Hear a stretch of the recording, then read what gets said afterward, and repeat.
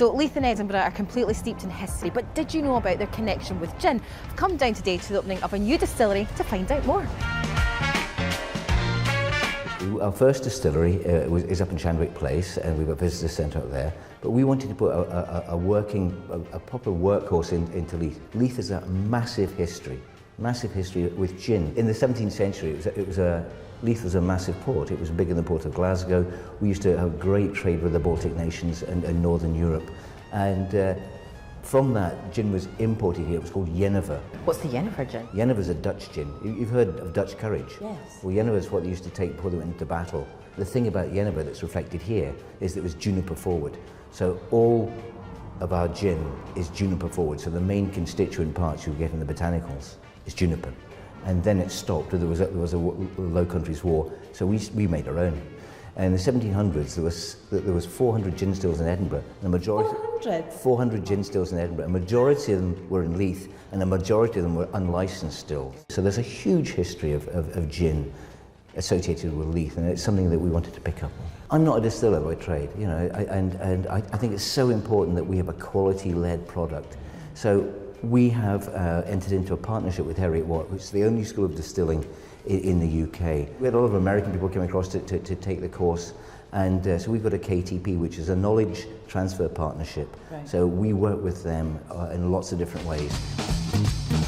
This is our 1,000 litre still. We're going to half fill this with 500 litres of neutral alcohol. That was done yesterday, and to that we added a selection of botanicals that have soaked overnight, which is going to help us to extract their flavour. So we'll open this up, and you can see all the junipers floating on the surface of the alcohol here. So we've got there's a couple of kilos of that in here. A couple of kilos of juniper bit? Yeah, 2 kilos of juniper for this distillation. Everything else is much smaller quantities. Some mulberries. So we've got mulberries in there, we've got citrus peel floating on the top, we've got coriander seeds as well. Steam coils are going to heat this alcohol mixture up to boiling point, and then it's going to evaporate through this column, and then it's going to come through this area here is known as the line arm, and it's in 3 pieces because we have a vapour infusion basket here. And that vapour infusion basket is for the lighter, more delicate botanicals. So then we've gone through 2 areas of flavour addition here, but this is still an alcoholic vapour at about 85 degrees C. So we need to cool this down to liquid before it's gin. So this condenser here is filled with cold water, and it has a coil inside in a spiral.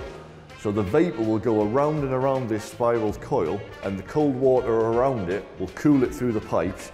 Meaning by the time it's at the bottom here, it's back to a liquid at room temperature. This hydrometer here will bob in the gin and tell you the alcoholic strength.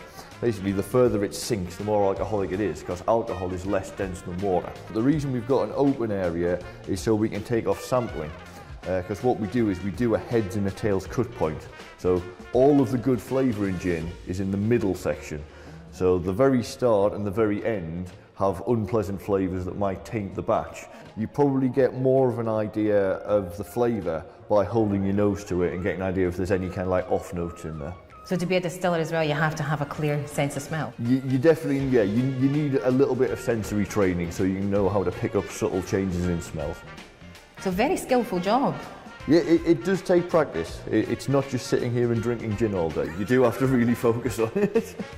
So after the history lesson about Leith and the history about how gin's made, you're left with something that looks like this, sludge.